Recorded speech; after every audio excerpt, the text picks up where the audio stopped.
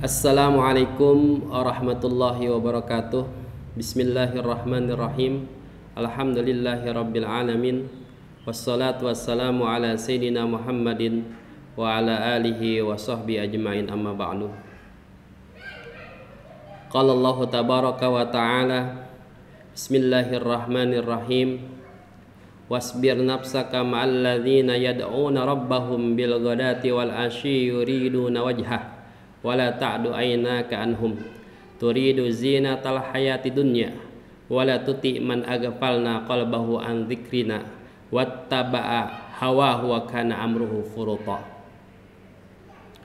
Pemirsa Taubat TV yang dirahmati Allah Subhanahu wa taala, pada kesempatan kali ini kami akan menyampaikan tausiah tentang doa adalah kunci kebaikan.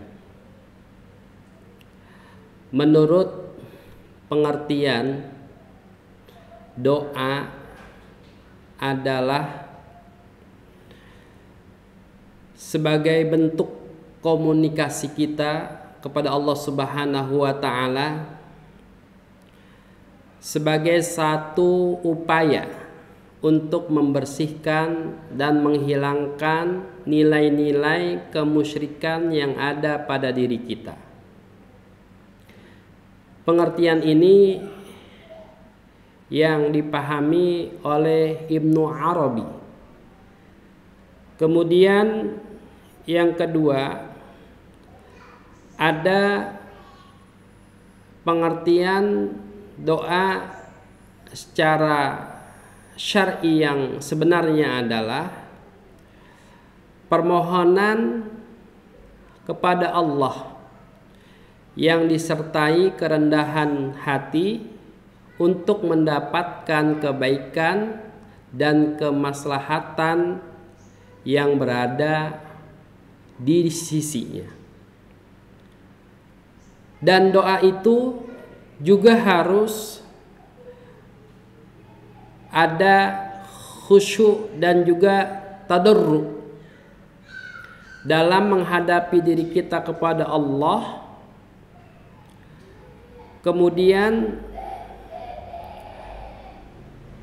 pernyataan seorang hamba yang sedang mengharapkan doanya agar tercapai sesuatu yang dimohonkan. Pemirsa Taubat TV yang dirahmati Allah Subhanahu wa taala, doa dalam pengertian pendekatan kepada Allah Subhanahu wa taala dengan sepenuh hati, dan ada beberapa ayat-ayat Al-Quran yang menjelaskan tentang doa, di mana doa ini harus khusyuk dan juga tadarru, sehingga doa kepada Allah senantiasa kita panjatkan baik dalam keadaan senang maupun keadaan susah, dalam keadaan derita atau bahagia, dalam keadaan sulit atau juga dalam keadaan lapang. Kita tetap istiqomah dalam pendekatan diri kita kepada Allah Subhanahu wa taala demi tercapainya apa yang kita mohonkan kepada Allah Subhanahu wa taala.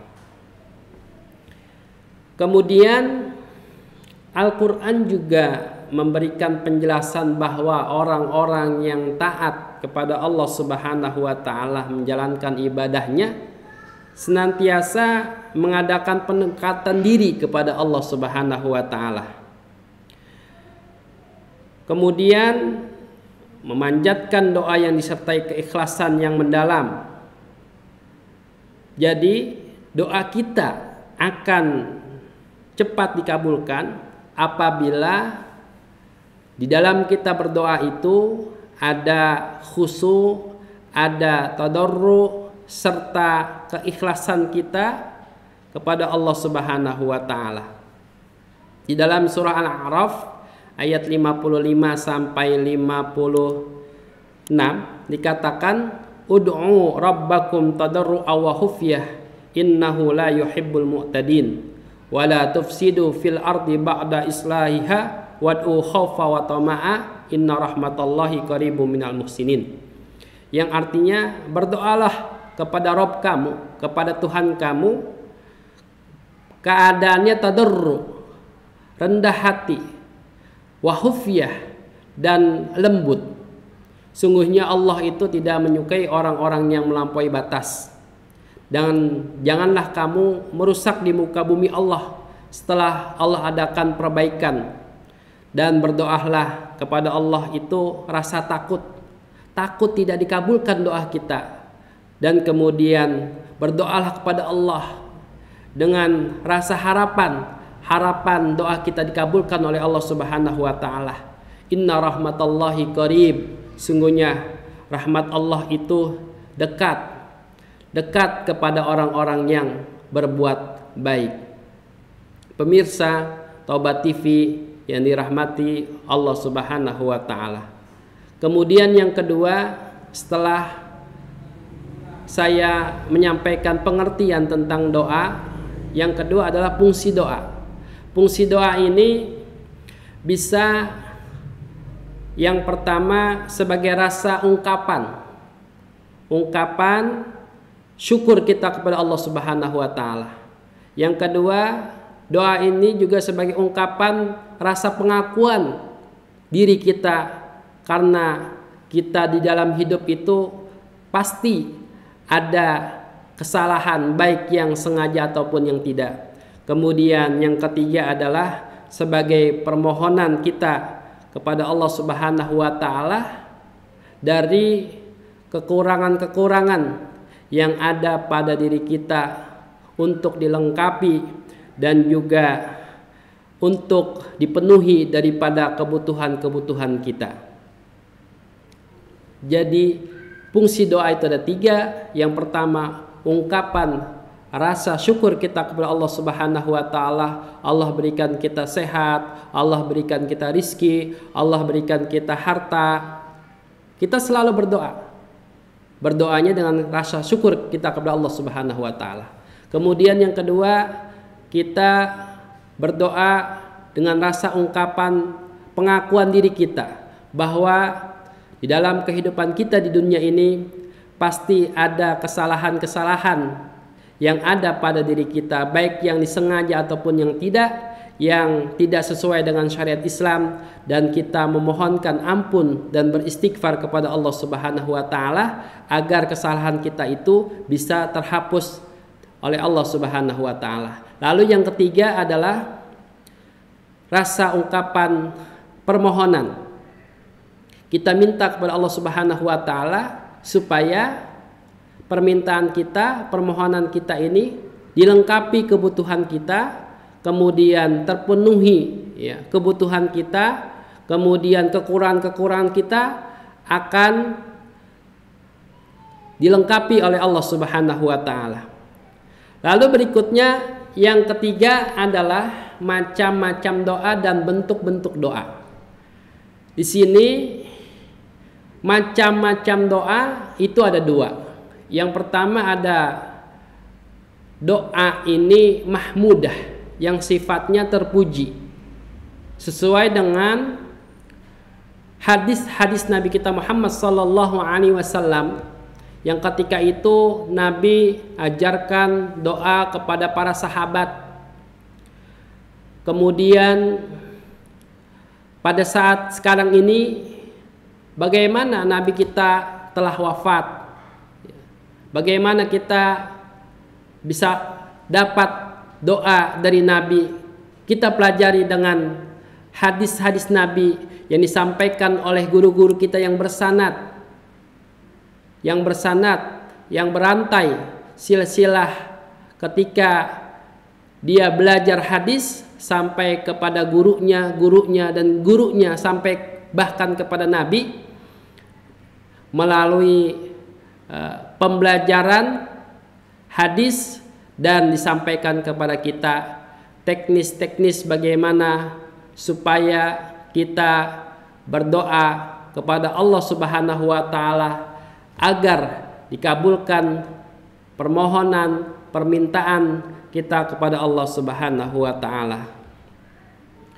Kemudian yang kedua, macam doa ini yang kedua adalah yang madmumah, yang tercela.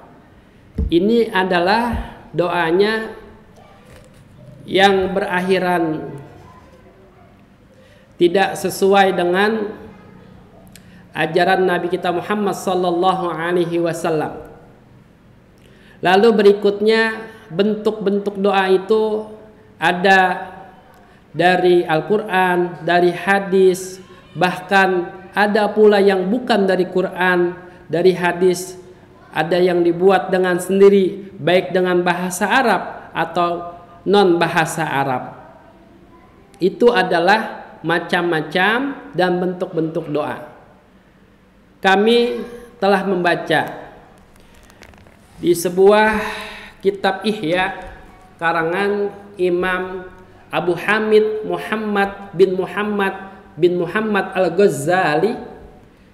Beliau menuliskan tentang adab doa ada 10. Yang pertama adalah bahwa seorang itu harus menjaga mawas diri ketika ada doa-doa dari waktu-waktu yang sangat mulia.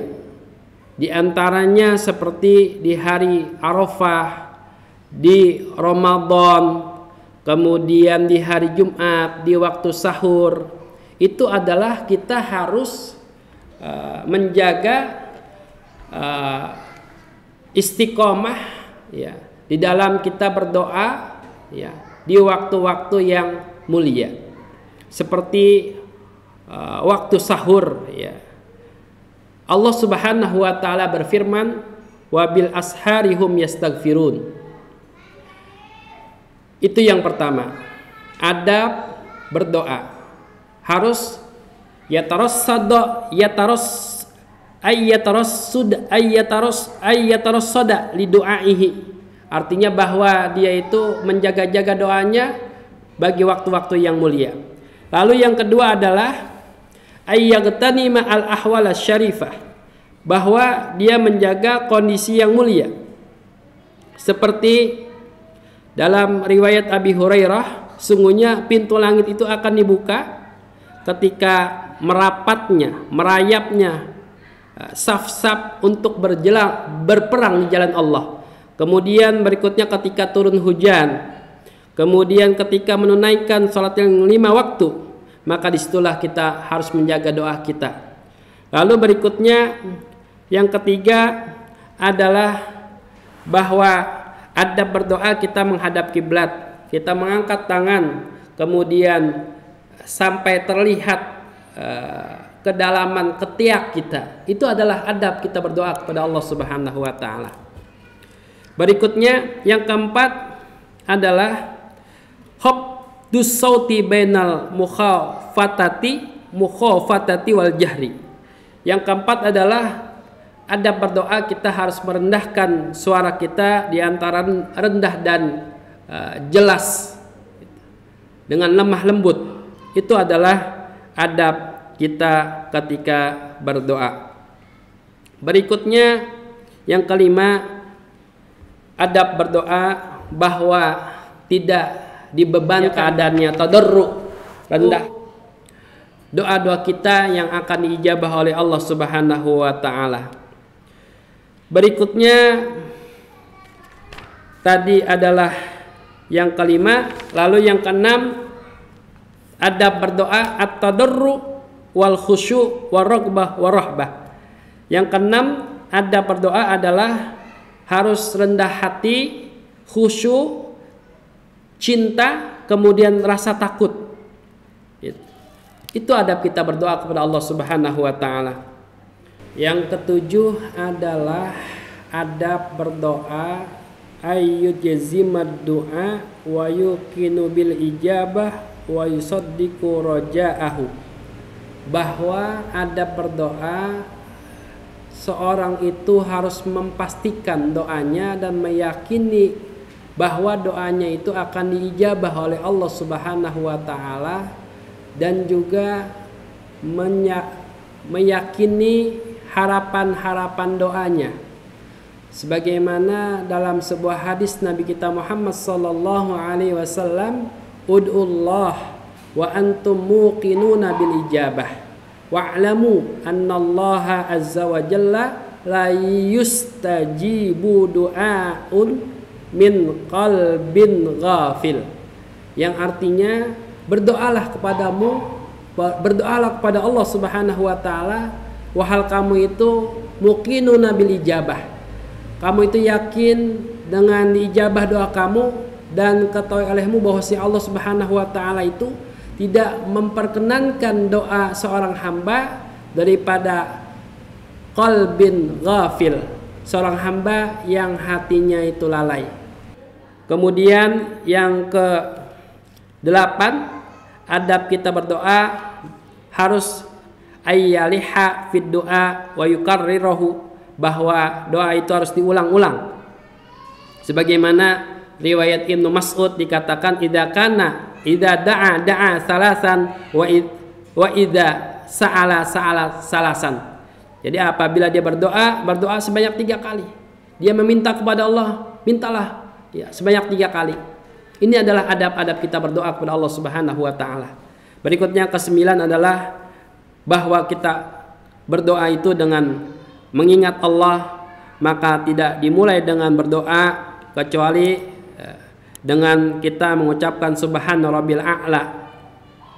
Kemudian juga kita berdoa kepada Allah ketika kita membutuhkan suatu kebutuhan yang sangat mendesak pada diri kita, maka kita awali dengan salawat kepada Nabi kita Muhammad sallallahu alaihi wasallam. Berikutnya yang ke-10 adalah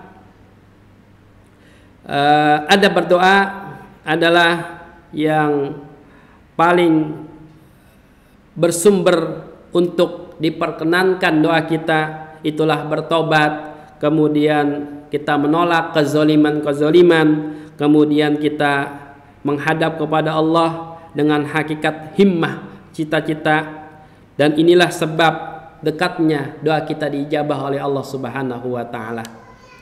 Ada sebuah hadis di mana ketika itu manusia terkena musibah berkurangnya hujan. Kemudian di masa Nabi Musa, kemudian Nabi Musa keluar bersama Bani Israel. Berikutnya Nabi Musa ini salat istisqa bersama mereka. Lalu Allah tidak berikan hujan kepada mereka sampai 3 kali. Kemudian juga tidak Allah berikan hujan kepada mereka. Lalu Allah wahyukan kepada Nabi Musa, kenapa aku tidak perkenankan doa kamu hai Nabi Musa? Di sini dikatakan karena pada diri kamu dan kaum kamu itu ada orang namam. Namam di sini artinya pengadu domba, seorang fitnah, sehingga Allah Subhanahu wa taala tidak mengabulkan doa Nabi Musa dan kaumnya. Maka dari itu Nabi Musa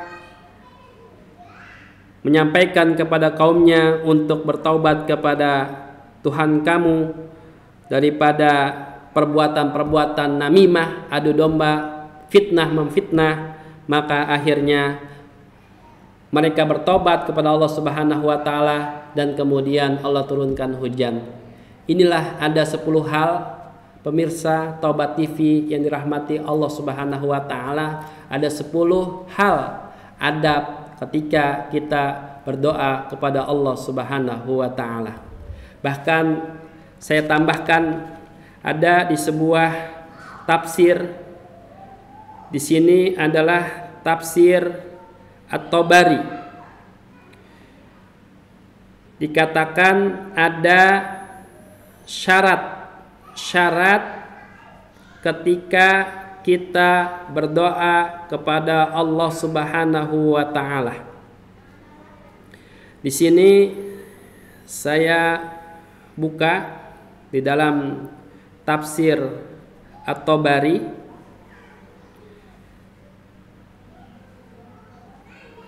A'udzu billahi minasyaitonir rajim. Bismillahirrahmanirrahim.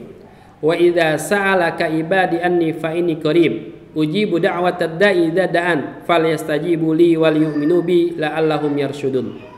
Jadi apabila seorang hambaku bertanya kepada kamu ya Muhammad tentang aku, sampaikan fa inni qarib, sungguhnya aku dekat. Artinya di sini ada pentakwilan. Dekatnya artinya di sini ya.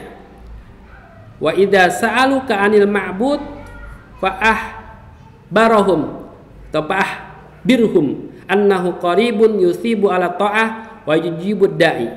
Artinya ketika kamu ditanya hai Muhammad tentang Rabb kamu, tentang yang disembah, maka berilah kabar gembira kepada mereka, berilah berita kepada mereka bahwasanya Allah itu dekat. Allah itu akan memberikan pahala atas orang yang taat. Allah itu akan memperkenankan bagi orang yang berdoa kepada Allah Subhanahu wa taala. Nah, di sini ada syarat-syaratnya. Di antaranya adalah ada 4 syarat doa kita bisa diijabah oleh Allah Subhanahu wa taala. Pertama, hifdzul qalbi indal wahdah. Kita harus menjaga hati kita ketika kita sendirian. Baik keadaan kita bersosial kepada orang banyak ataupun kita keadaannya sendiri, tetap kita hifdzul qalbi.